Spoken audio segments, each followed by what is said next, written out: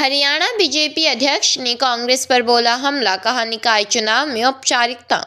थानेसर नगर परिषद चेयरपर्सन पद के लिए भाजपा प्रत्याशी माफी ढांडा के समर्थन में रेलवे रोड स्थित निजी होटल में ब्राह्मण सम्मेलन आयोजित किया गया, जिसमें भाजपा प्रदेश अध्यक्ष मोहनलाल बडोली मुख्य अतिथि रहे। उन्होंने निर्विरोध चुने गए भाजपा प्रत्याशियों की पीठ थपथपाई।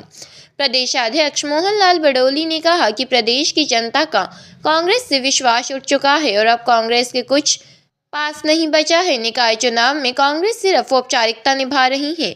मोहनलाल बडोली ने कहा कि प्रधानमंत्री नरेंद्र मोदी की गारंटी पर जनता का भरोसा है, इसलिए विधानसभा चुनाव में भी लोगों ने तीसरी बार भाजपा की पूर्ण बहुमत की सरकार बनाने का काम किया है। पूरे प्रदेश में वातावरण भाजपा के पक्ष में बना हुआ है। जनता ट्रिपल इंजन की सरकार बनाकर प्रदेश के विकास में सहयोगी की भूमिका निभाने को तैयार है।